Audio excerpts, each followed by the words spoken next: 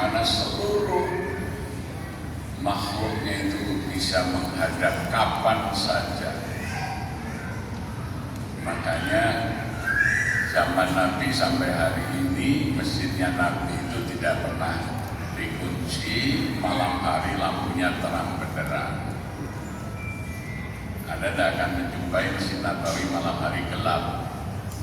Hanya masjid yang di masyarakat terjajah, terpinggirkan, itu malam hari masjid ditutup dan digembok serta dimatikan lampunya. Itu simbol kekalahan kaum muslimin. Karena masjid bukan lagi menjadi mercusuar yang menerangi, tapi menjadi pusat kegelapan. Pasarnya masih terang, masjidnya sudah gelap. Padahal masjid itu fungsinya yukhrijuhum minadh dhulumati ilan nur. Yang lain sudah gelap, masjid masih harus terang benderang. Karena dia Baitullah, simbol rumahnya Allah. Nurun ala nur, cahaya di atas cahaya. Maka orang kikir gak boleh ngurusin masjid, karena dia berpikir nanti bayar listriknya mahal, ini habis sisa. Ya orang masih berdoa, makhluknya sudah membunyikan musik, klik-klik dicabut ditutup. Itu masjidnya rakyat terpikirkan. Selama masih masjid seperti itu, umat Islam masih akan menjadi umat yang kalah di dunia. Karena fungsi Baitullah itu gak berjalan. Maka sebagai rumahnya Allah ramah kepada semuanya. Ya mohon maaf, termasuk ramah kepada lansia. Saya tadi mau turun dari mobil mau naik ke situ, nggak ada akses ke lansia ini. Masa undang-undangannya terlalu tinggi ini, nggak ada akses kursi roda, nggak ada. Berarti masjid ini hanya khusus untuk mereka yang masih sehat dan masih muda. Gitu ya. Mestinya diganti. Masjid ini dikhususkan untuk mereka yang sehat dan muda. Ya, masjid harus dikonsep. Orang lansia pun bisa masuk. Ya. Orang disabel bisa masuk. Masjid juga ramah anak.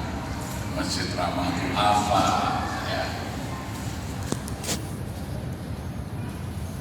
Jadi karena arsitek masjid itu biasanya masih muda, dia tidak mikirkan satu saat orang dalam usia tua itu naik tangga setinggi ini susah. Bisa ada revolusi baru. Ada akses untuk mereka yang lansia, yang disabel, ya. Buka terang, ya. Yang lain silakan gelap masjid boleh mati lampu gitu. Ya. Maka dicukupkan ya, kita punya genset 150.000 watt, jadi kalau lampu PLN mati itu masjid jadi sumber penerangan ya, bagi kampung lingkungannya gitu. Bukan malah yang lain masih terang, sini sudah gelap gulita. Kadang-kadang masjid itu besar, tapi tidak siap melayani mereka yang datang. Misalnya, kadang-kadang kerannya tidak dihitung dengan kapasitas soft. Jadi kalau sholat reguler 5 waktu itu kira-kira berapa orang, kalau berwudu berapa persen yang berwudu di masjid kira-kira memerlukan berapa keran. Nanti kalau hari Jumat yang datang lebih banyak berapa keran yang harus menyala bersamaan. Nanti kalau ada taufik akbar dan banyak orang lagi, berapa keran khusus tambahan. Dan sampai ketika banyak orang semua keran nyala, airnya habis. Itu artinya konsep sebagai Baitullah itu belum di. Makanya masjid Allah itu dilengkapi dengan sumur Zam-Zam, tidak akan pernah kurang. Berapa juta ada orang datang ke Makkah untuk beribadah, mau mandi, mau wudu, air tercukupi, mau minum, Allah sediakan air Zam-Zam. Bukan hanya air itu mencukupi, air itu layak konsumsi. Jadi mestinya keran-kerannya kita itu keran yang siap minum gitu ya. Loh, ya itu kan dicontohkan diperbolehkan. Zam-zam itu orang mandi bisa, mau nyuci bisa, tapi diminum langsung juga bisa. Pak, sekeliling masjid itu harus ini pusat bermuamalah. Jadi begitu kita keluar dari Masjid Nabawi sejak zaman Nabi, atau keluar dari Masjidil Haram saya dikuasai Nabi, itu orang mau beli siwak, beli pakan burung, peti, ada semua itu.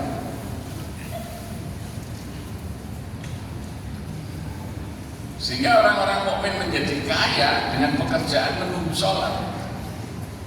Saya itu pernah tahun 85 itu mengantar Syekh Ahmad Al-Madani datang, saya ditugas oleh Pak Nansir waktu itu dari Robito Alam Islami, dan tamu saya tolong mau ke Magelang, mau membantu membangun pesantren Rukul Islam di kawasan Panca Aga, daerahnya Akil itu, supaya anak-anak yang lagi kuliah di Akademi Militer itu kalau mau belajar ngaji yang baik dekat sana. Datang sama saya jemput di lapangan itu, ya. Makanya melekat aqimis sholat wa atuz zakat. Jadi kalau bisa setiap kita sholat kita berzakat. Ya, zakat ya, itu adalah sedekah yang kita mewajibkan diri sebatas kita mampu. Tapi yang diwajibkan oleh Allah kalau sudah ada batas nisabnya, gitu. Nah, maka pahalanya lebih besar kalau kita niatkan membayar zakat di kota infak masjid daripada hanya kita niati sebagai infak yang tak tahu sifat. Nah, maka ya kesadaran ini aqimis sholawat zakat itu ya. Kemudian berkembang masjid, ada muamalah, ada kodanya. Kalau di Jogja kita sediakan koda pintu masuk, nah, suku Rp1.000 gitu ya. Yang merasa hartanya sudah lebih dititipkan ke masjid untuk kepentingan orang lain, maka masjid itu punya dana. Oh, ini dititipkan untuk kalau ada bencana, maka ada kas kebencanaan dititipkan untuk anak yatim, dititipkan untuk duafa, dititipkan untuk pemberdayaan ekonomi, dititipkan. Ya, maka kotak-kotak infak di masjid kan di Jogja itu ada 19 kotak, semuanya ada programnya. Ya, gitu. Oh, ini kotak saya untuk sekolah Jumat, air minum, untuk ini semuanya ada. Beda pendapatannya dengan kalau hanya satu kotak tanpa judul.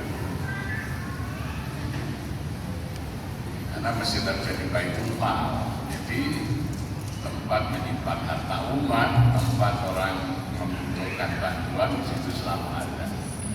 Jadi kami misalnya dana Palestina itu ada terus, tidak hanya kalau mau ada aksi, kita ada bencana, dana kebencanaan kita ada terus tiap saat. Ya. Kemudian yang keempat mesti terjadi baitul tarbiyah, menjadi rumah pendidikan. Jadi anak-anak, remaja, dewasa itu harus ada institusi yang mendidik mereka. Maka harus ada wadahnya dan ini menjadi sistem kaderisasi terstruktur. Kalau di Jogokarian dari anak prasekolah sampai SD kelas 6 namanya Hamas, himpunan anak-anak masjid. Yang mengurus anak SMP kelas 1, kelas 2 namanya pengurus Hamas. Kalau sudah SMP kelas 3, SMA, sudah namanya remaja masjid.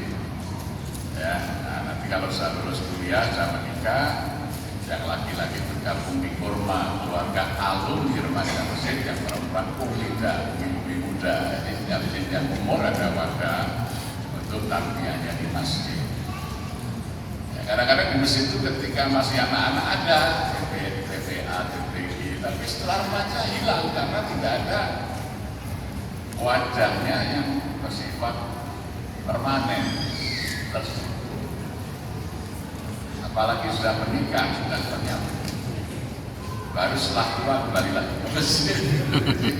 Jadi harus berjenjang ya, karena masjid itu Baitul Tarbiyah. Kemudian yang kelima, masjid itu adalah Baitul Dakwah. Jadi masjid jadi pusat kaderisasi para duat, para dai-dai, dikirim untuk mengembangkan wilayah-wilayah yang lain. Ya. Dulu Bandung ini terkenal. Jadi saya tahun 1977 saya itu ketua remaja Masjid Jogokarya, SMA kelas 1 saya. Ya. Waktu itu di Masjid Istiqomah Taman Citarum itu Ramadan mereka ada namanya Kuliatul Mujahidin, mengundang masjid-masjid di Jawa, Sumatera. Saya mewakili Jogja datang. Lahirlah kemudian organisasi yang mewadahi pemuda masjid waktu itu namanya BKPMI, Badan Komunikasi Pemuda Masjid Indonesia. Ya, ketuanya dari Istiqomah, Almarhum Bapak Kasmara, sekjennya Bapak Pranggono, sekarang ketua Yayasan Istiqomah. Dulu sekitar Istiqomah itu ada kampus aku namanya, Akademi Teknik Pekerjaan Umum bersama gitu ya, ada karisma, ada Islam bersama ya, angkatan saya ada sekarang bisa Profesor Hermawan Tadi, ada ya, Nasir Udima, Dian Mulia ya. Itu semuanya sudah mahasiswa, saya aja yang peserta yang SMA kelas 1. Ya, gagasan menjadikan masjid sebagai pusat peradabannya dimulai dari Bandung. Dulu kalau masjid kampus di Saman, kalau masjid kawasan di Istiqomah. Ya. Pusat aktivitasnya para pemuda dan remaja masjid seluruh Indonesia juga. Dua itu kalau nggak Istiqomah ya satu.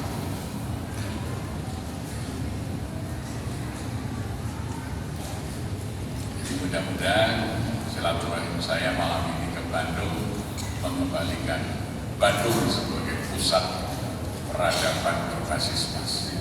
Amin. Terima kasih. Assalamualaikum warahmatullahi wabarakatuh. Waalaikumsalam warahmatullahi wabarakatuh. Waalaikumsalam warahmatullahi wabarakatuh. Masya Allah. Halo, assalamualaikum.